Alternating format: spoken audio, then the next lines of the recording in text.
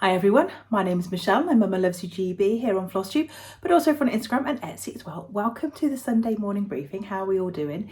It is the 8th of September today. I've got the gurgly drain again. I thought it'd finished draining, but clearly it's just going to throw a little gurgle every now and then, which we're just going to have to live with, I'm afraid. I know it's the 8th of September today because today, when I'm filming, is the 7th of September and it's Morton Show today. So if anybody has been to Morton Show, Morton in Marsh in the Cotswolds, then I hope you had a really great day. I used to be quite involved in Morton Show when I lived in the Cotswolds. My dad was the chairman of the show of the whole show for a couple of years, and I was chairman of the attractions arena. I spent most of my time trying to sort out marching bands and vintage tractors. But it was great memories. You might also be able to hear the banging from above. That appears to be my fairy elephant out of bed. But there we go, we'll just have to put up with all the extraneous noises today because we have got exciting things to see and for me to show you. I've got 2 new releases. Yes, I've got 2 new releases. Now don't get too excited. It's not the bird wreath, which I'm still working on the name for. Okay, I put out a little post on Instagram asking people if they could come up with a good name for it. So it's not that one yet, although I do have really good progress to show you on that. These are 2 pieces that I charted for the Stitch in London Sampler Edition. So it's time now for me to release those. I'm going to start off with the smallest one, the one that I can tell you least about, because all the information I have on her is on the sampler. And the reason that I picked these 2 samplers and the reason that I released these 2 samplers to Stitch in London, the Sampler Edition, was because of their colourways. They both have slightly unusual colourways for the day. So this one is the lovely Emma Rone, November the 8th. And Emma has used a combination of cream, purple, and that really bright red, which I absolutely love. I can't be sure, there's plenty of candidates for who she might be, but there's just no information as to which she is. She's got no date on it, just a month and a day rather than a year date. I even tried to look up to see if that might be a birthday. It's very uncommon that they are birthdays. They're normally like the date that they finish them, but I looked up just in case there happened to be an Emma Rone born on the 8th of November, but there wasn't.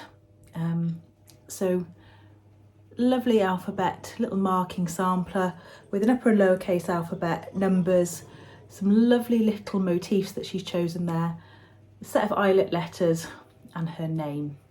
Now, if you've ever carried a thread, Caroline from Evertotes, somebody will have to explain to you what that is because I know you don't carry threads because your backs are impeccable and we all want to be like that.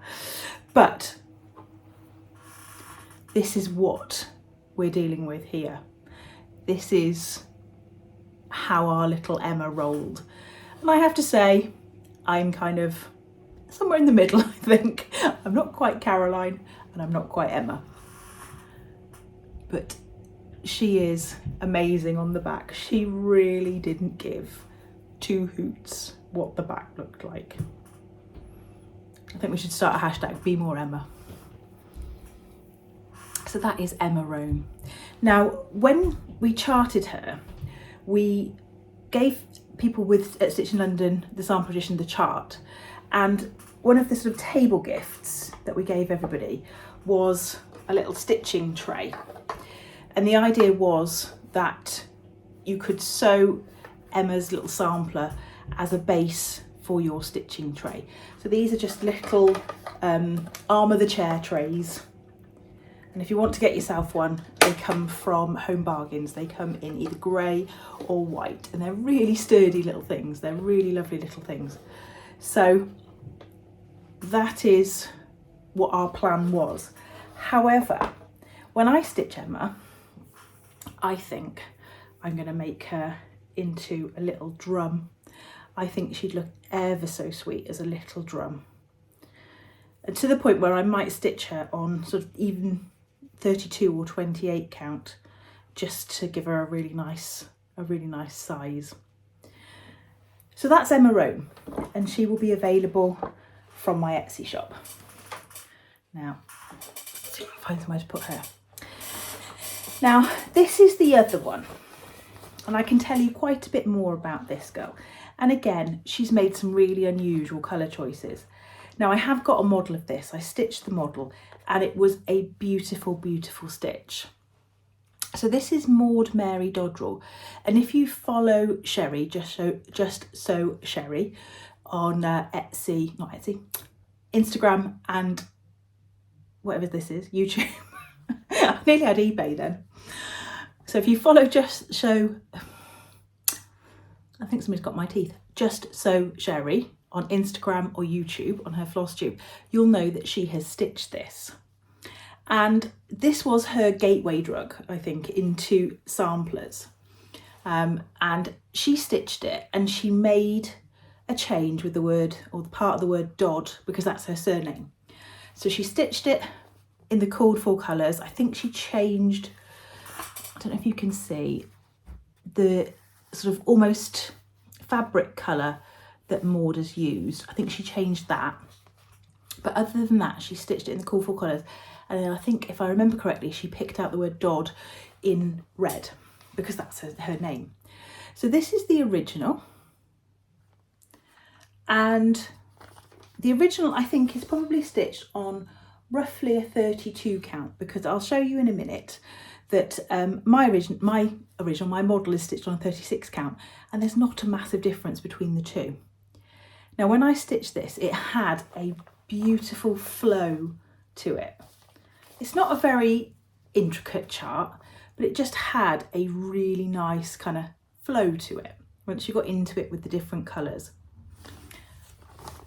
On the back, it's kind of lined with paper, and you can see there's a little opening there, and it was the back that I used to pick out the colours, which actually aren't that different to the front. So this is my model. No, it's not the right way up. There we go. So this is my model for Maud Mary Doddrell. And this is stitched on 36 count summer khaki by Zweigart. So just a plain Zweigart, no over dye. And you can see the colours there. Now the light is doing something a little bit to the purple.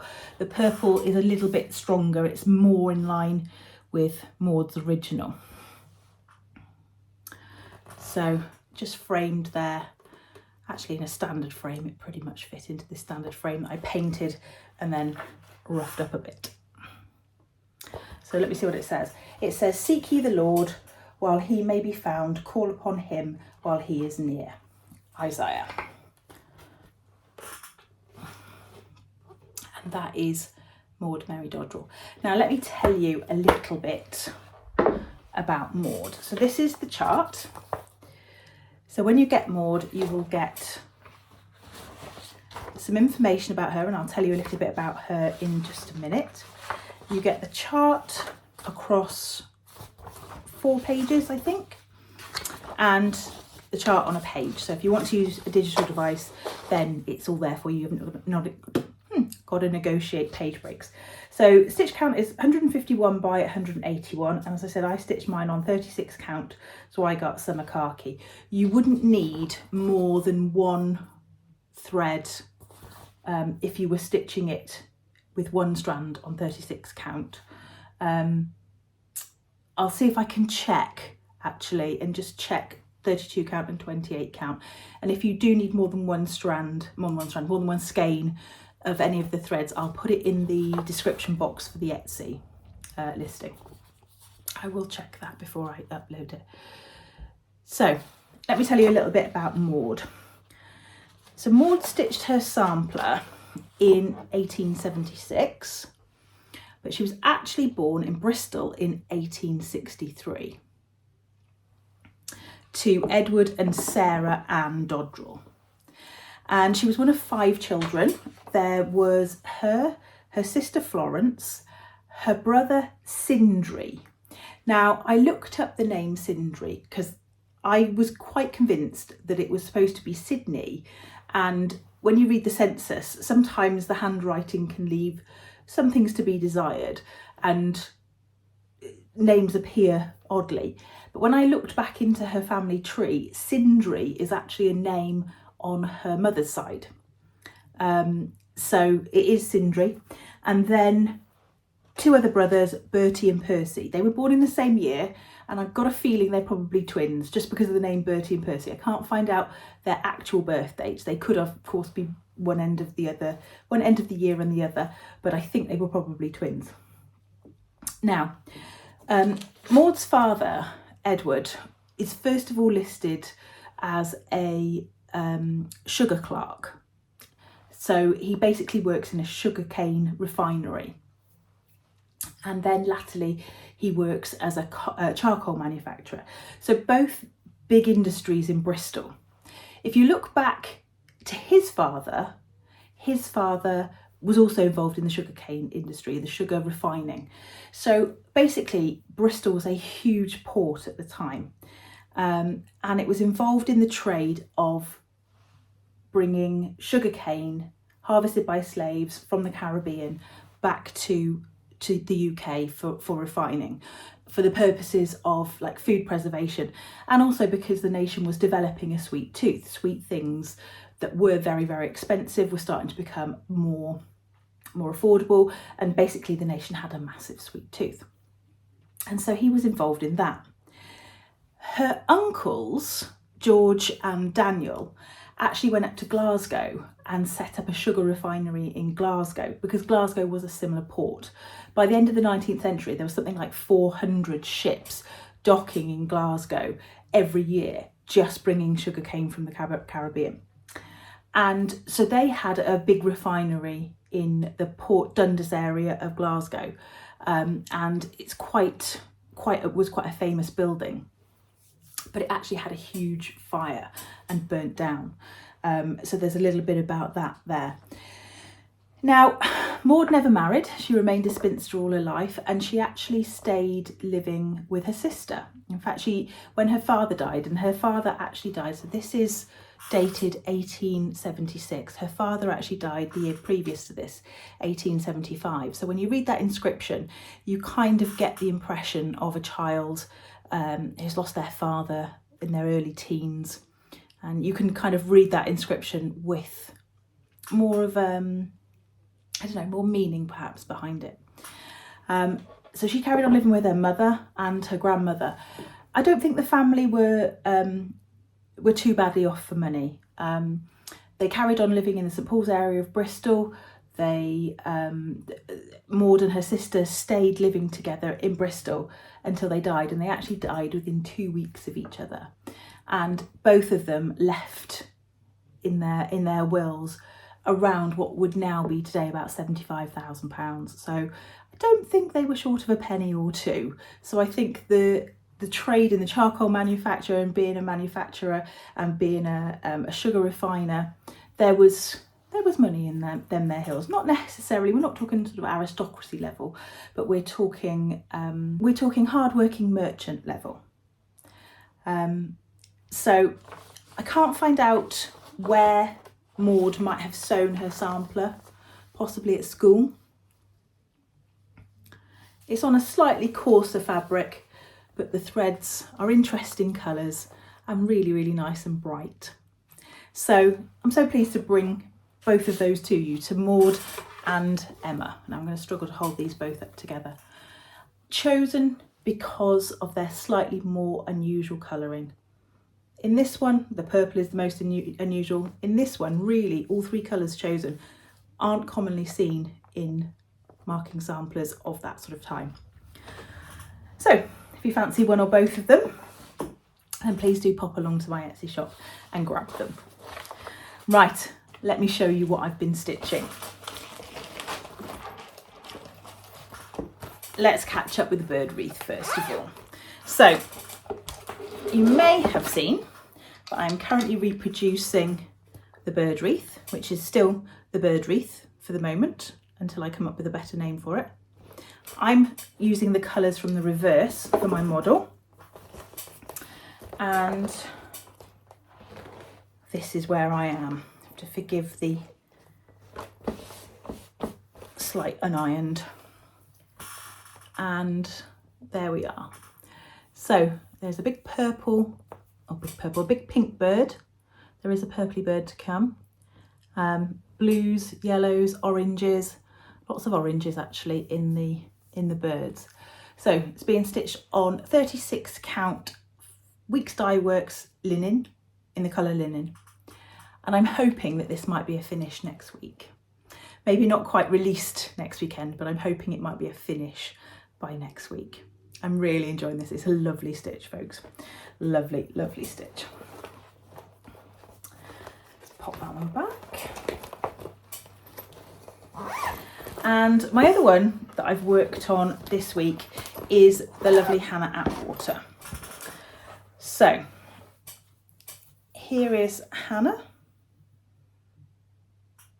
I'm sure you all know her and love her. Lots of you have got the chart. If you bought the chart before 9 AM on Saturday, yesterday, just check your Etsy inbox. I have sent you a little message. If you bought the chart after that, I've corrected the little thing that I sent the message about. Okay, so if you've had her for a little while, have a look in your inbox. This is the chart, and this is where I am. I haven't had much chance to work on her this week because I've been stitching those birds. They kind of got my heart this week. So I have put her name in. There we go. And I've worked my way across this top border. I've only got a few more of those little flowers to put in. And if you remember last week, I said I'm sort of currently replacing this border a few stitches at a time because I know it's wrong horizontally, but it's right vertically. So I didn't want to take it all out and then end up with it right horizontally and wrong vertically, because that's exactly something that I would do. This is a piece of R&R Winter Brew, and it still smells of coffee. It's beautiful. So I'm hoping to make a start on the first row of motifs next week. She's beautiful. I love her. I love, love, love her. And these are the colours. Oops.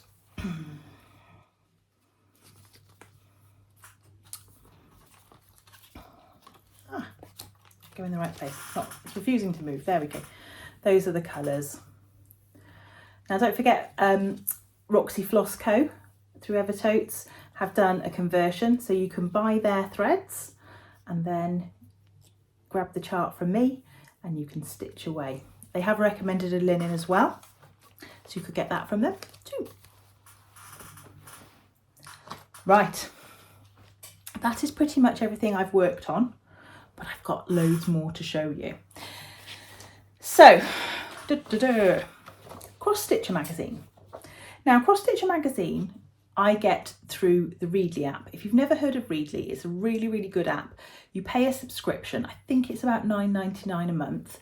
And for that, you can have 5 different profiles, and there's about 5,000 magazines on there. So if you buy more than sort of 2 magazines as a household, then it's worth it. It's worth it because you get access to all of the current subscription or all of the current issues plus back issues as well. And I find it really useful for things like Cross Stitcher because occasionally there's something in there that I really like. Very often, most of them I kind of like, I can take or leave them. I've got so many other things to stitch, they're not going to make my stitch list. But this month there was a couple of things. There was another one of those charts that have got the little squares on them. I'll put a picture up of that one.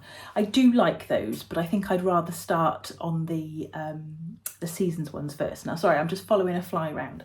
We've had the windows and doors open all day today because it's been quite nice weather, but we left it just a little bit too long and now every insect in Pembrokeshire is in my house. Daddy longlegs, I hate them. I hate them. They just fly in my hair and I just have a proper fit every time anyone comes near me. And moths as well. I don't like moths. It's the whole flying in the hair thing. It comes from, I'll tell you where it comes from. It comes from being on expedition in the jungle when I used to take kids away for a month-long expedition at a time. and expedition at a time. And in the jungle there is some big things, and they used to fly into my hair as well, and I can't stand that. Okay, this one, I've waffled, I digress. Love this one, the little bird on the reel with the flowers around the outside. Really, really like that one. I'll put the name of the designer down the bottom because I've forgotten to jot that down. I only printed out the front cover. And the other one I like is this one, the Votes for Women one. It's all about the suffragette movement. If you've ever wondered why the suffragette movement colours are purple, white and green, it stands for Give Women Votes. So green, white, violet, give women votes. Those are why the colours are the colours that they are. So I really liked that one. I think that'd be a nice little stitch. Okay, freebie. Now the reason that we've got this freebie is because I bought a chart from them this week, and it made me go back and have a look on their website. So this is Owl Forest Embroidery Christmas pin cushions. So you get 12, is that right? 12, yeah. And they're really lovely. I was actually really overwhelmed by the chart. When I printed the chart off, it was way better than I thought it was going to be. For a start, it's like 20 pages long. You get each chart in colour and in black and white. And if I can just show you one of them, let me show you this one. How lovely is that? And they also sort of show you other ways in which you can kind of move the motifs around to make different things. So if you'd rather have it as a band, or you'd rather have it as a just like a small motif, they give you some ideas about how you can move them around, take parts from them, and so on and so forth. There's a little one there with a little tuxedo cat. Really nice. I probably wouldn't do them all, but there's certainly 2 or 3 in there that I would really like.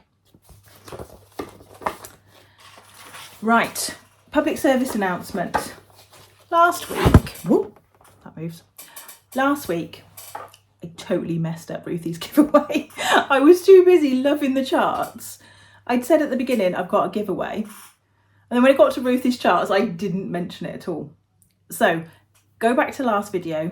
I've got 2 of Ruthie's charts to give away. Her new Halloween ones, I'll put pictures up there. Okay. The keywords were fly and, oh good grief, Ruthie, you're going to kill me. Oh, I can't even think what the other one was. Amateur. I'll put the 2 keywords down the bottom, but don't put them on this video. Put them on the previous video. That didn't really get much better, did it, Ruthie? Sorry. Don't get me wrong, she didn't complain, but I watched it back and I was like, you idiot, what a tit. Right, anyway, so go back and enter on the giveaway for Ruthie's charts. Go and look at them on Etsy, they're banging. Now the reason I went to Owl Forest Embroidery and went into this sort of haul section of this little bit now was because I kept seeing people stitching this chart and I was like, what is that? What is that? And it finally popped up. And somebody had listed what it actually was as well. And it's called Nimble Birds by Owl Forest Embroidery. And so I went and bought it. I think that is so fabulous. I really love it. I did look at getting the threads as well, but the postage was something like £25 or something ridiculous. So I'm going to pick out some overdyes, I think. I love this little blackwork border as well of all these different birds in various different positions. And I love this one here. It's a heron or a crane or something. I might try and make him into some more kind of like great grey heron colours, which are the ones that we have in the UK. But again, I was blown away by the chart. You almost can't really see on here, but there's all of these little specialty stitches which are designed to look like kind of little feathers and things like that. And you get the chart, and the chart's sort of 4 pages long. You get a black and white one as well. But then the rest of it is all of these really cool stitch diagrams about how to do all these fancy stitches that are in between the various different birds. So like that. And they're all numbered and it shows you how to do them. So in terms of sort of chart preparation, that was amazing. I was really, really impressed with that. I have some, let's go with this one first of all. I picked this up from the Works. They had these last year and I missed out on them. They didn't have any on my Works and cardigan when I went to get one. So when I saw them back again, I grabbed one. It's just a little Halloween box because Halloween is fast approaching. So, love, love, love. I also got my Fabulous House. Now I really do like this one, the floating house. Got that from Peakside Needleworks. There can only be about three left more to go. I know that number 10 is the fairy house and then there's 2 more after that. I haven't stitched any of them. I haven't even stitched on my woodland series either yet this year. Best laid plans of mice and men, eh? I got my Fabric of the Month Club from West Green Loft Yarns. Sorry, excuse the wrestling, I should have opened it. I'm really excited about this colour. Normally I sort of struggle with this kind of, I struggle with orangey browns and I struggle with pinky browns. I'm all right on kind of grey browns and yellow browns, but those 2 other colours I do find more difficult to choose what to do on them. But this is a really fabulous colour. I love it. I wonder if the birds would look nice on that. Maybe. What do we think? I don't think so. I think it needs a cooler colour. Speaking cooler colour, I had another piece of Winter Brew from R&R Reproductions from Rachel the Talking Dog Stitcher. I'm not sure if she's loaded them on the website yet or whether she's got enough to, but I know she was doing some investigations as to whether she was going to carry certain fabrics, and because I bought one from her before, she asked me if I needed another piece. Now the reason I need another piece is because I think this will be a fabulous colour for the 2 deer. Now don't get too excited. They're charted, but I'm in no position to start stitching the models for them just yet. But every set of comments I get somebody asking about the deer. So they are coming, they are coming. And it smells beautifully of coffee. Now I'm not a big coffee drinker, but I like the smell of it. And I have also got a little pack of William Morris Fat Quarters. So it's the Strawberry Thief pattern, but it's in a sort of a burgundy colour. Can I undo it? And you can see. So yeah, it's the Strawberry Thief in a nice burgundy and the Strawberry Thief in with a dark blue back. That's beautiful, so beautiful. And then there were these 3 kind of just coordinating patterns, which I really liked. When I went to the shop, they had Fat Quarters sort of loose on the counter, and I literally picked up this one, that one and another one, and then I saw the packs and she had all of the ones I wanted in a pack, so I just grabbed the pack. There we go. And the last thing that I've got to show you is the Fox and Rabbit Fabric of the Month. I've only just posted these out this morning. They only arrived with me yesterday because we knew they were going to be delayed this month. So if you don't want to see what it is and you want a surprise, I'm going to say cheerio to you now. But if you don't mind, I'll show you now. Now I've been dying to get a piece of this for a little while, and they did say that they were going to start doing, including some fabrics which are in their normal range. And this one is, I know, is in their normal range. This is prehistoric and it's kind of blowing out there, but it is a beautiful bluey grey. Really nice. I think it may even be the colour. Yeah, it's the colour that these ones are called on. So I might end up doing some of these on these and then picking out a coordinating one as well. We shall see. We shall see if that ever happens. Right, that's it from me. I shall see you next week. Stay classy, Stitchers.